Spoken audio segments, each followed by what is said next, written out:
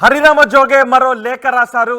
ఈసారి పవన్ కళ్యాణ్ నిన్న తాడేపల్లిగూడెంలో మాట్లాడిన వ్యాఖ్యలపై ఒక లేఖ రాశారు. ఒకసారి పవన్ కళ్యాణ్ నిన్న తాడేపల్లిగూడెంలో ఏం మాట్లాడారో చూసి హరిరామ జోగే రాసిన లేఖ ఏంటో చూద్దాం. అలాగే నాకు కానీ జనసేన పార్టీకి కానీ సలహాలు సూచనలు అవసరం లేదు. సలహాలు సూచనలు ఇచ్చేవాళ్ళు అక్కర్లేదు. యుద్ధం చేసేవాళ్ళు కావాలి. కొత్త రక్తంతో, కొత్త కుడలాడే రక్తంతో, గుండెలు చరించుకునే యువ రక్తం కావాలి. దాష్టికాన్ని నిలబడే యువకులు కావాలి. కత్తులు పట్టుకునే వీర మహిళలు కావాలి. అంతేగాని నాకు సలహాలు ఇచ్చేవాళ్ళు, మీకు తెలుసా జగన్ ఎలాంటి వాడో? సొంత బాబాయినే మర్డర్ చేయించిన వాడు, సొంత చెల్లినే గోడకేసి కొట్టిన వాడు. మీరు చెప్తారు నాకు సలహాలు సూచనలు. ఎవరితో యుద్ధం చేస్తున్నానో నాకు తెలుసు. జగన్ లాంటి దాష్టీకుడు, దుర్మార్గుడు యుద్ధం చేస్తేనే తగ్గుతాడు. యుద్ధంతో కూలగొడితేనే కింద కూర్చుంటాడు. మర్చిపోకుండా నాకు సలహాలు సూచనలు ఇచ్చే వాళ్ళకి. అలాగే మనకు కూడా పోల్ మేనేజ్మెంట్ తెలుసా? ఆర్గనైజేషన్ బలం ఉందా? సంస్థాగతంగా పార్టీకి పోయిన తెలుగుదేశం పార్టీలతోటి మనం పోటీ పడగలమా? 800 నుంచి 1000 మంది బూత్ కార్యకర్తలు ఉన్నారా మనకి ప్రతి నియోజకవర్గంలో?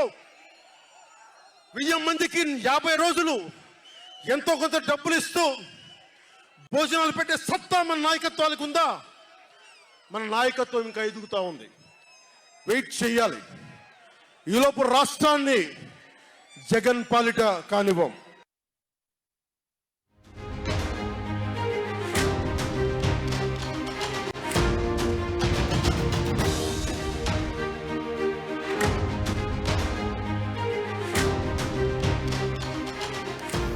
పవన్ కళ్యాణ్ మాట్లాడిన ఈ మాటలపైనే హరిరామ జోగే మరో లేఖ రాశారు. పవన్ కళ్యాణ్కి, జనసేన క్యాడర్కి హరిరామ జోగయ్య సలహాలు సూచనలు ఇవ్వడంలో మిగతా వారి కంటే ఒక అడుగు ముందుంటారు. ఎన్ని సీట్లు తీసుకోవాలి, పవర్ షేరింగ్ ఏ విధంగా ఉండాలి అని ఎప్పటికప్పుడు లేఖలు రాస్తూ ఉంటుంటారు. నిన్న పవన్ కళ్యాణ్ క్యాడర్ ఎంత స్ట్రెంగ్తన్లో అయ్యింది, మన బలం ఎంత అనే విషయాల గురించి మాట్లాడారు. ఎక్కడో కూర్చుని సలహాలు ఇచ్చేవారు కాదు అంటూ పవన్ కళ్యాణ్ మాట్లాడారు. దీనిపై హరిరామ జోగయ్య మరో సంచలన లేఖ రాశారు.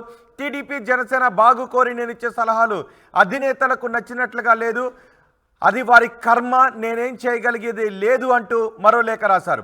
జనసేనకు 24 సీట్లు కేటాయించడంపై హరిరామ జోగయ్య తీవ్ర అసంతృప్తిని వ్యక్తం చేశారు. అయితే తనకు, పార్టీకి అండగా నిలబడేవారే కావాలి తప్ప వేరే చోట కూర్చొని సలహాలు ఇచ్చేవారు కాదు అంటూ తాడేపల్లిగూడెం జెండా సభలో పవన్ కళ్యాణ్ చాలా ఆవేశంగా మాట్లాడారు, చాలా స్పష్టంగా మాట్లాడారు. అన్ని ఆలోచించే 24 సీట్లు తీసుకున్నాను అని పవన్ కళ్యాణ్ క్లారిటీ ఇచ్చారు. పొత్తులో భాగంగా జనసేన 50 నుంచి 60 స్థానాల్లో పోటీ చేయాలి అని పలుమార్లు బలంగా తన గళాన్ని వినిపించారు. హరిరామ జోగయ్య తన లేఖలతో చాలా సలహాలు సూచనలు చేశారు. అయితే జనసేనకు కేవలం 24 సీట్లు ఇవ్వడాన్ని ఆయన అంగీకరించలేదు. దీంతో లేఖాస్త్రాలు సంధిస్తూనే ఉన్నారు. కూటమిలో ప్రాధాన్యత ఉండాలి అని డిమాండ్ చేస్తూ పవన్ కళ్యాణ్కు ఆయన పలు లేఖలు రాస్తూ వచ్చారు. అయితే ఇకపై పొత్తు గురించి పవన్తో పాటు చంద్రబాబుకు సైతం సలహాలు ఇవ్వడం మానేయాలి అని హరిరామ జోగయ్య నిర్ణయించుకున్నట్టుగా తెలుస్తోంది. తనకు, పార్టీకి అండగా నిలబడేవారే కావాలి తప్ప వేరే చోట కూర్చొని సలహాలు ఇచ్చేవారు కాదు అని పవన్ కళ్యాణ్ తాడేపల్లిగూడెం సభలో స్పష్టం చేశారు. దీనిపై స్పందించిన హరిరామ జోగయ్య ఇప్పుడు మీరు ఆర్టీవీ స్క్రీన్ పైన చూస్తున్న ఈ లేఖను రాశారు. ఇప్పటి వరకు హరిరామ జోగయ్య 2-3 పేజీల లేఖలు రాసేవారు. కానీ ఇప్పుడు రాసిన లేఖలో మాత్రం కేవలం 3 లైన్లు మాత్రమే రాశారు. తెలుగుదేశం, జనసేన బాగు కోరి నేను ఇచ్చే సలహా అధినేతలు ఇద్దరికీ నచ్చినట్లు లేదు, అది వారి కర్మ, ఇక నేను చేయగలిగింది ఏమీ లేదు అంటూ చేగొండి హరిరామ జోగయ్య ఈ లేఖను సంధించారు. ఇకపై లేఖలు రాసే ఉద్దేశం కూడా లేదు అన్నట్టుగానే ఈ లేఖను రాశారు. ఒకసారి మా ప్రతినిధి మనోజ్తో మాట్లాడదాం. మనోజ్, ఇప్పటివరకు 4-5 పేజీల లేఖలు రాసే ఎప్పుడు సలహాలు సూచనలు ఇస్తుంటారు హరిరామ జోగయ్య. జనసేనానికి సలహాలు సూచనలు ఇచ్చేవాళ్ళు హరిరామ జోగయ్య ముందు వరుసలో ఉంటారని అనుకోవచ్చు. నిన్నటి పవన్ కళ్యాణ్ వ్యాఖ్యలనే ఏ విధంగా చూడాలి? ఈరోజు హరిరామ జోగయ్య రాసిన ఈ లేఖపై ఎటువంటి వ్యాఖ్యలు వినిపిస్తున్నాయి? ముందుగా హరిరామ జోగయ్య మాజీ హోంమంత్రి జనసేనలో వచ్చిన దగ్గర నుంచి కూడా పవన్ కళ్యాణ్ సీఎం కావాలి అనే లక్ష్యంతోనే ముందుకు వెళ్లారు. దాదాపు చాలా సార్లు జోగయ్య పవన్ కళ్యాణ్ కలిసినప్పుడు కూడా మీరు రాజ్యాధికారం చేజిక్కించుకోవాలని కూడా ఆయన ఎప్పుడు చెప్తూ ఉండేవారు. అంతేకాకుండా కొన్ని నెలల నుంచి కూడా పెద్ద ఎత్తున ఆయన లేఖలు కూడా రాస్తున్నారు జనసేన అధినేత పవన్ కళ్యాణ్ కు. పవర్ షేరింగ్ అనేది చాలా ఇంపార్టెంట్. ఇప్పటికే సీట్ల సర్దుబాటు విషయంలో 24 సీట్లు వచ్చినాయని జోగయ్య మొన్న ఒక లేఖ రాశారు. నేను పవన్ కళ్యాణ్, టీడీపీ అధినేత చంద్రబాబు నాయుడు ఇద్దరు సభలోని చూస్తాను. పవర్ షేరింగ్ విషయంలో ఏమన్నా తేడా వస్తే నేను మరొక లేఖ రాస్తాను, భవిష్యత్ కార్యాచరణ ప్రకటిస్తానన్నారు. అయితే నిన్న పవన్ కళ్యాణ్ చేసిన ప్రసంగాలకు జోగయ్య విసుకెత్తిపోయే ఒక లేఖ కూడా రాశారు.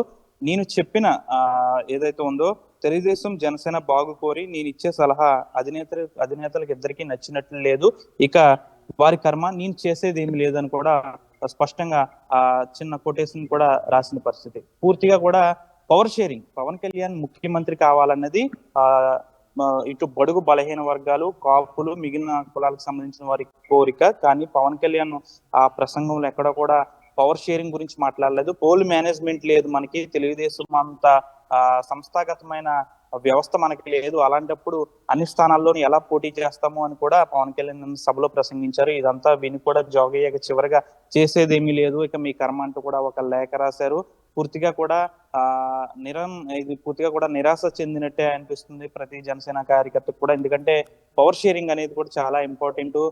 ముఖ్యమంత్రిగా సీఎం గా పవన్ కళ్యాణ్ చూడాలనేది ప్రతి జన సైనికుడి యొక్క ఆశ. కానీ ఆ ఆశ నెరవేరేటట్లు లేదని కూడా జోగయ్య ఈ లేఖలో మనం స్పష్టంగా దాని అర్థం అదే అని చెప్పవచ్చు. కానీ ఇప్పుడు ప్రస్తుతం కాపు సంక్షేమ సేన రాష్ట్ర అధ్యక్షుడిగా జోగయ్య వ్యవహరిస్తున్నారు. ఇప్పుడు ఇంకా ముందు జోగయ్య ఈ లేఖలు రాస్తారా, లేకపోతే కాపు సంక్షేమ సేన ఆధ్వర్యంలో వేరే ప్రత్యామ్నాయం వేరే నాయకుడికి ఏమైనా సపోర్ట్ చేసే అవకాశం ఉందనేది కూడా వేచి చూడాలి. పూర్తిగా కూడా నిన్నటి పవన్ కళ్యాణ్ మాటల్లో పూర్తిగా జోగయ్య నిరాశ చెందినట్టే అనిపిస్తుంది.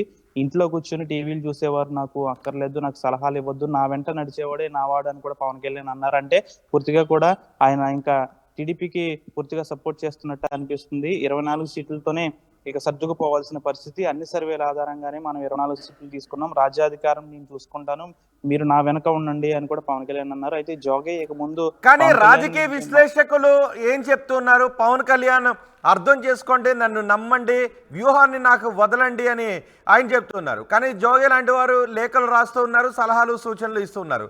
మన బలం తెలిసి ముందుకు వెళ్ళాలి, ఇంకా ముందు చాలా భవిష్యత్తు ఉంటుంది అన్న ఉద్దేశంలో పవన్ కళ్యాణ్ మాట్లాడుతున్నారు. సో దీన్ని ఏ విధంగా చూడాలి, రాజకీయ విశ్లేషకులు ఏం చెప్తున్నారు? పవన్ కళ్యాణ్ నేను ఇప్పటికిప్పుడు రాజకీయాల్లో ఉండాలని కాదు, భవిష్యత్తు తరాలకు ఉపయోగపడే విధంగా నేను పార్టీ పెట్టానన్నారు. అయితే మనం ప్రజారాజ్యం విషయాన్ని కూడా పరిశీలించాలి. ప్రజారాజ్యం కూడా గతంలో అన్ని స్థానాలను పోటీ చేస్తుంది, కానీ ఓటమి పాలయ్యి ఇక పార్టీని నడపలేక కాంగ్రెస్ లో చిరంజీవి కలిపేస్తారు. అయితే ఇప్పుడు రాజకీయ విశ్లేషకులు ఒకటే చెప్తున్నారు, పవన్ కళ్యాణ్ కూడా టీడీపీలో పార్టీని కలిపేసే అవకాశం ఉందేమో, అందుకే 24 సీట్లతో సర్దుకుపోతున్నారు. ఏ నాయకుడైనా కానీ అన్ని స్థానాలను పోటీ చేస్తారు, తన బలమేంటో నిరూపించుకుంటారు. అంతేగాని అంతటి 3 లక్షల మంది జనాభా వచ్చారు నిన్నటి సభకి, అంతమంది సభలో నా వల్ల కాదు, పార్టీని నేను సంస్థాగతంగా మనకి ఇంకా బలపడలేదు, మనకి 175 స్థానాల్లోనూ పోటీ చేసే అభ్యర్థులకి కోట్లాది రూపాయలు ఏమన్నా ఉన్నాయా, నా దగ్గర ఏమన్నా ఉన్నాయా, నేను ఇప్పుడు సినిమా ఓజీ అనే ఒక సినిమా తీస్తున్నాను, ఆ సినిమాకి సంబంధించి వచ్చే డబ్బులు కూడా నేను ఇలాగే ఖర్చు పెడుతున్నాను, నాకు వెనకాల ఏమీ లేవు, ఉన్నవి కూడా అమ్ముకుంటున్నానని కూడా అంటున్నారు. అంటే ఇక్కడ రాజకీయ విశ్లేషకులు ఇంకొక మాట కూడా చెప్తున్నారు, తన అన్న ఎవరైతే చిరంజీవి ప్రజారాజ్యాన్ని కాంగ్రెస్ లో ఎలా కలిపేస్తారో ఈ జనసేన కూడా టీడీపీలో ఎలా కలిపేస్తారా అనేది కూడా రాజకీయ విశ్లేషకుల్లో చర్చ నడుస్తుంది. ఏదేమైనప్పటికీ కూడా పవన్ కళ్యాణ్ కూడా ఏమన్నా టీడీపీలో పార్టీని కలిపేస్తారా, లేకపోతే ముందు ఆయన సొంతంగా పోటీ చేస్తారనేది తెలియాల్సి ఉంది. కాకపోతే జన సైనికుల్లో మాత్రం కాస్త నిరాశ అయితే వ్యక్తమవుతుంది. కేవలం 24 సీట్లలో పోటీ చేయడం పట్ల అసంతృప్తిగా ఉన్నారు. ఒకటే జన సైనికుల కోరిక, అంతేకాకుండా చాలా మంది బడుగు బలహీన వర్గాలు కూడా పవన్ కళ్యాణ్ కి సపోర్ట్ చేస్తున్నారు. ఆయన అధినేత నాకు ఒక వ్యూహం ఉందని చెప్తున్నారు. సో పదే పదే చెప్తున్నది కూడా అదే, యుద్ధం మీరు చేయండి, నేను వ్యూహాన్ని నేను పన్నుతాను అని చెప్తున్నారు, యుద్ధంలో నిలబడండి అని అంటున్నారు. సో ఇప్పుడు జోగయ్య రాసిన లేఖతో ఇక జోగయ్య లేఖలు రాయటం మానేస్తారని అనుకోవచ్చా, సలహాలు సూచనలు ఆపేస్తారా?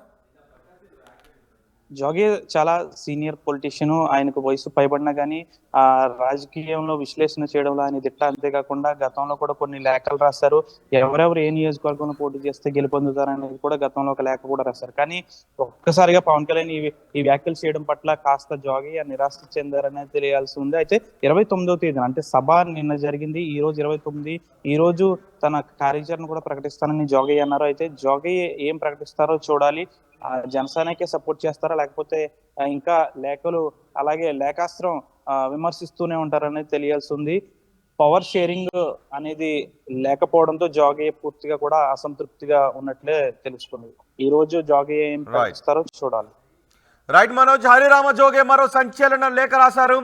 టీడీపీ జనసేన బాగు కోరి నేను ఇచ్చే సలహాలు అధినేతలకు నచ్చినట్టు లేదు, అది వారి కర్మ, నేనేం చేయగలిగింది లేదు అంటూ మరో లేఖ రాశారు. జనసేనకు 24 సీట్లు కేటాయించడంపై హరిరామ జోగే తీవ్ర అసంతృప్తిని వ్యక్తం చేశారు.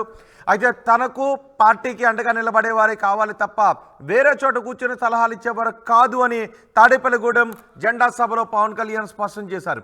అన్ని ఆలోచించి 24 సీట్లు తీసుకున్నాను అని క్లారిటీ ఇచ్చారు.